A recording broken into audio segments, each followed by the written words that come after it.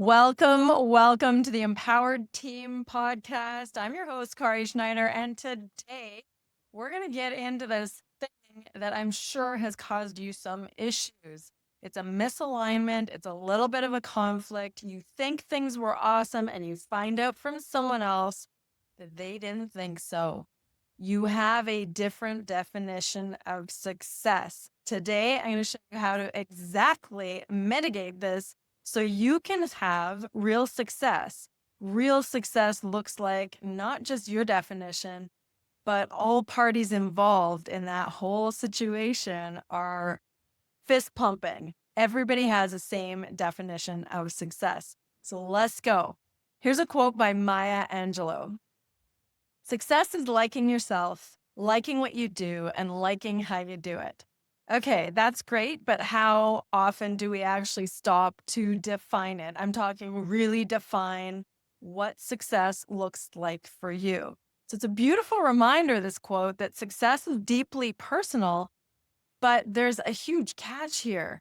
We all carry, it's subjective. We carry our own thoughts about it. And most of the time we're assuming that whoever we're doing the thing with, that they have the same definition as us. And they typically don't. And that's where the problems arise. So just a couple of weeks ago, one of my employees and I were having some real challenges because we'd done this massive amount of work to transform, to move, to restart a brand new platform. And what it meant was moving hundreds of videos. It meant moving landing pages, moving all of our links, our clicking, all this digital moving, this process that was not easy for either of us, but he was in charge of most of it. And in my mind, once we got the whole thing done and it was successful and it was complete, in my mind, complete meant that things either looked the same or they were cleaned out. But for him, it meant that everything was moved over and it was functioning. And there were all these things I was finding, not because he didn't do a great job, but because my definition of success was completely different than what his definition of success was getting that platform moved over on time, preserving all those videos, because once the other platform was finished, it could all be lost.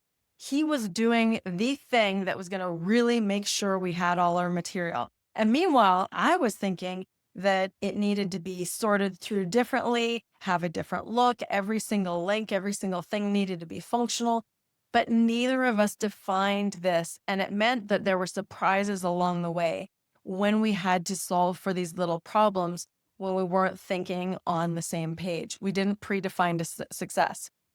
So this can be hidden. I want to show you how it plays out. I'm going to give you a few examples because I've seen this happen over and over again. And what prompted this particular podcast episode was when I realized my team member and I were going through this, I wrote down in big letters in my notebook, define success, because it was on me as the leader of the project to make sure we were both on the same page before I passed ownership of that project to him. And I didn't do that. I didn't make sure we both understood in that context called moving the platform. I didn't make sure that we both understood what the definition of success was. That was on me. That's why I wrote it in my book, big letters, define success. In that very same week, I was advising a CEO, and that CEO was telling me about a problem, and he ended up identifying the exact same error. He said, I need to do more defining of success. And I looked at him and I put up my notebook. I said, same, I understand this. This is not a you problem, not a me problem. This is a problem with everyone in various contexts. So I'm going to give you some solutions for this that have really worked wonders for me and for other high-level leaders that I work with. So here we go. First of all, let's dig into it here. Here's the real problems, because you're going to recognize yourself in one of these examples. And the reason I'm giving these examples is so that you don't let it slip under the radar and cause bigger issues later. We don't want those big issues later. So we're operating on these unspoken assumptions. And one thing I'm hammering home all the time in our mastermind and with my clients is that we don't want to operate on assumptions. We want to operate on agreements. But more importantly, it's not just agreements, because everybody we operate with, we're not writing out a contract and doing a formal email. That's not happening with all of our interactions. What is happening is discovery and agreement. So sometimes with the people that you're interacting with, maybe it's a colleague, someone on your team, maybe it's not something with a client where you need an agreement in place.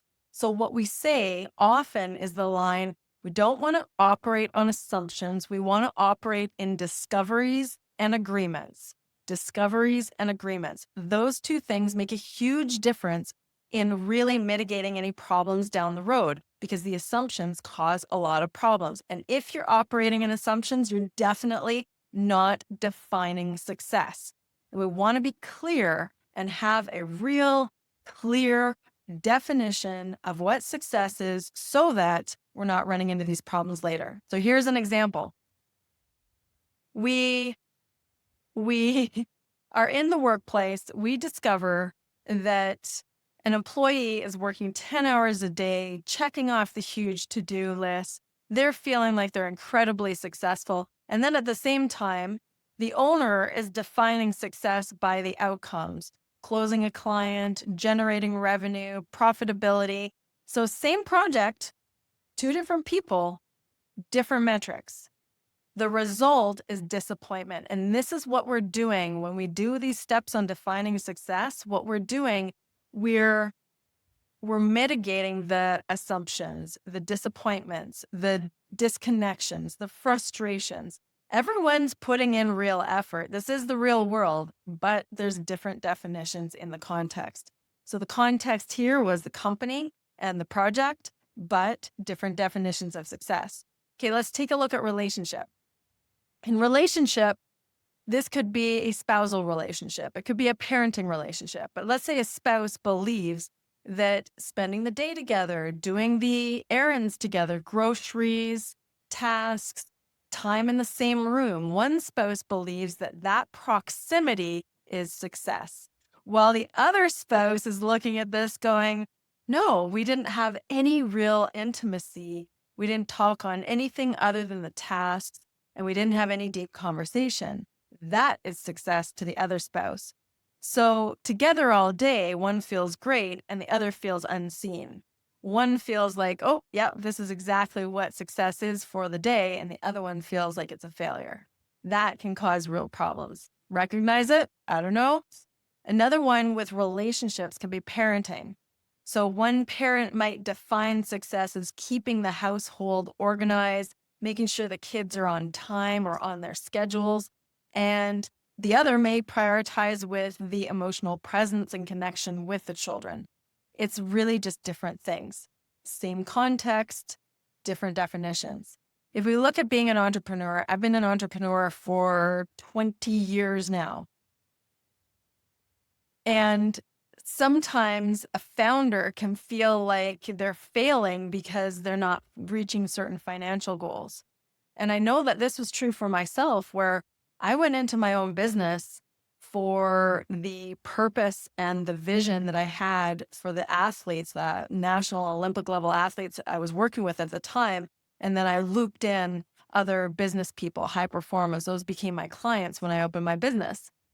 And what I originally defined as success was really having my own timeline. I had a daughter. I had this vision of doing my own thing, really serving other people, my freedom, creativity, impact on others. And yet, then if I'm not hitting the marks, the KPIs, the deadlines at the end of the month, then I'm not necessarily feeling successful, but that wasn't my original definition of success.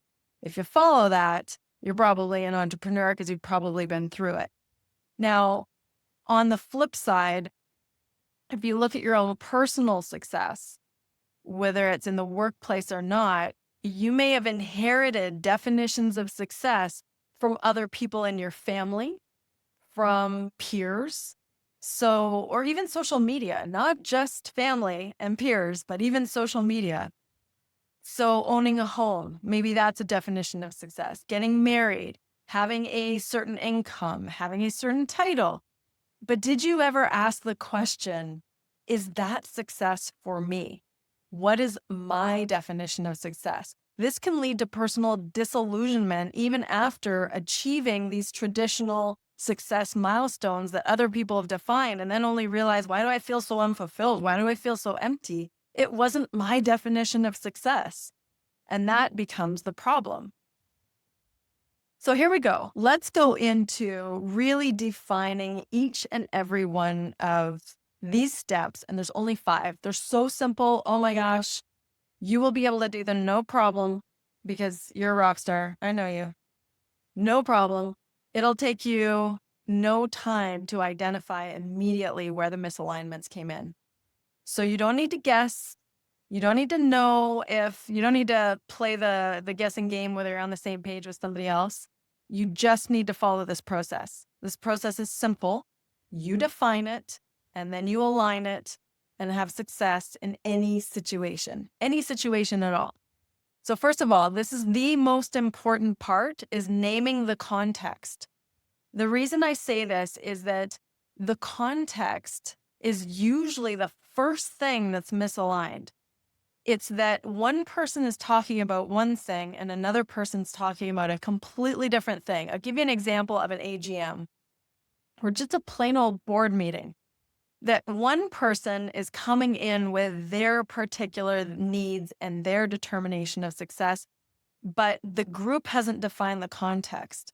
So for instance, going into a board meeting, someone who's in the organizational part of things might be defining success on whether their project got approved or not, whereas somebody who is organizing the actual event might determine success by whether or not they're on time. Those are 2 very different things. One person's defining success on the approval of a project. The other person's defining success on whether or not the agenda was met. And that leaves 2 people not on the same page, even though they're going into the exact same event.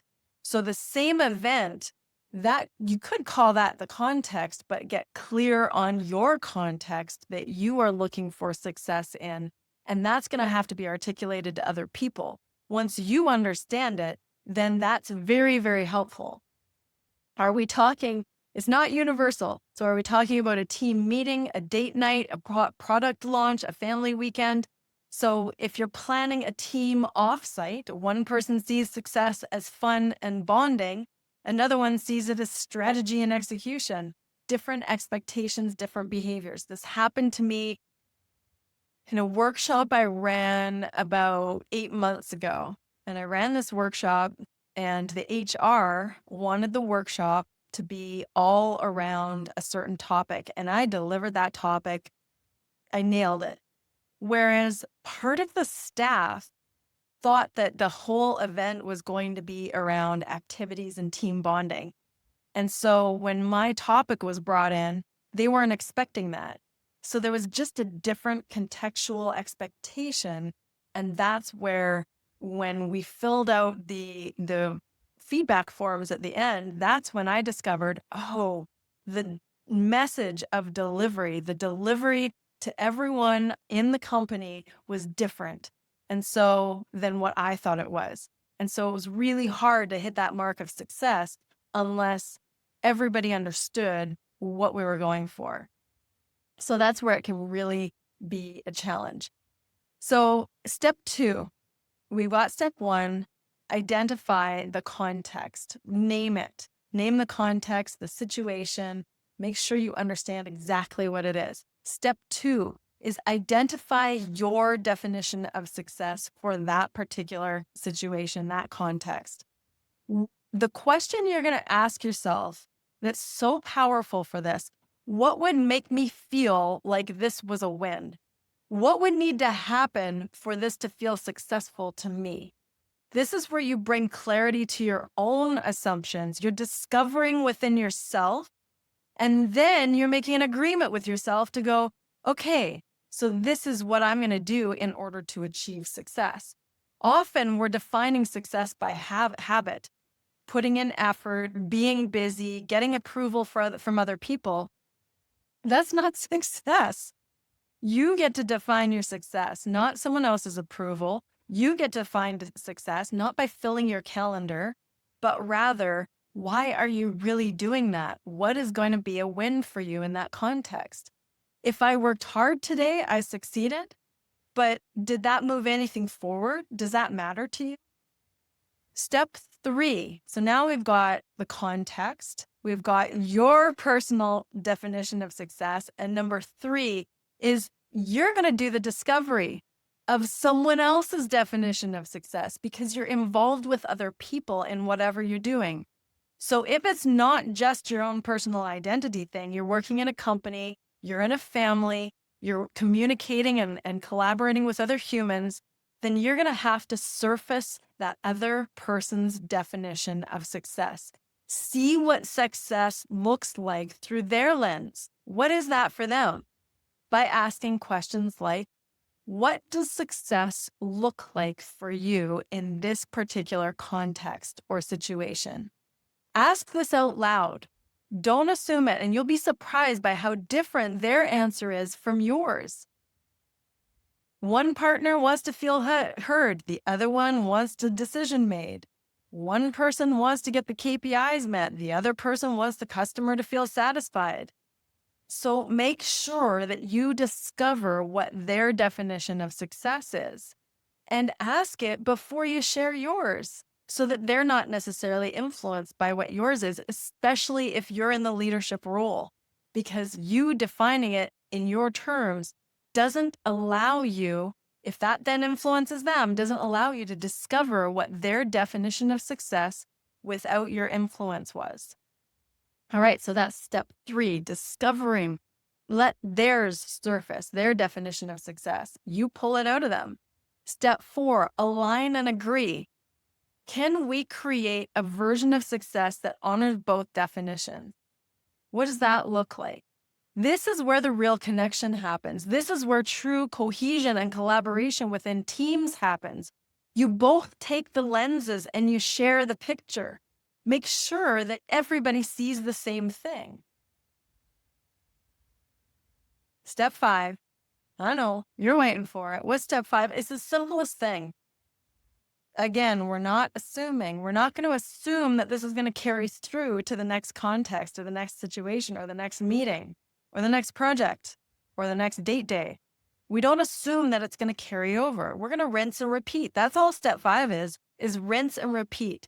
Make sure that you're going through this mini process, this very quick process, so that you can be on the same page with other people.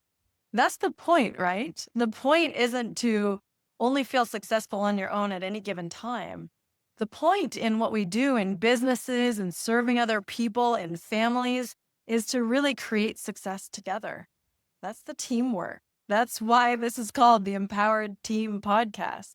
We're creating our own self-mastery in an environment of others so that we can have empowered interactions. So we're rinsing and repeating. All right. So where in your life are you feeling this friction? You're feeling this friction like you thought you knew what success was, and then you were personally on the wrong track.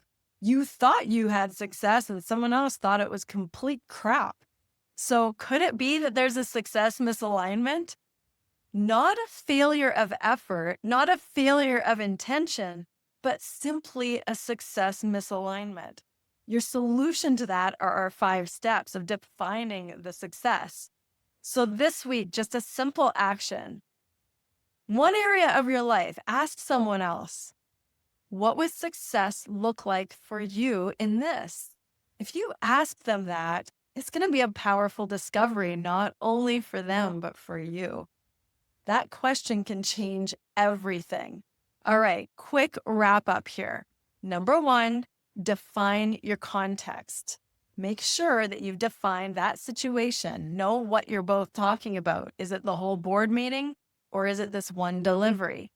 Next, clarify your definition in that context. What's your definition of success for that context? Number 3, discover their definition of the success in that context. Make sure you understand what their definition of success is.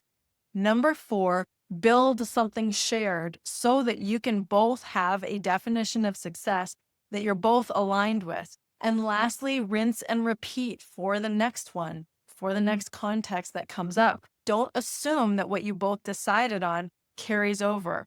Reiterate it down the road. All right. Success is not just about your goals and outcomes. It's about that shared understanding. And that's what we really, really want here. When we define it together, we win together. If this episode sparks something for you, share it, pass it along to someone who has that similar disconnect on success. And if you try a success conversation, asking someone, what's your definition of success? Let me know how it goes. DM me. I want to hear about this stuff. This is the fuel that we use to help other people. So until next time, keep defining success, being empowered. Go get it. You've got this.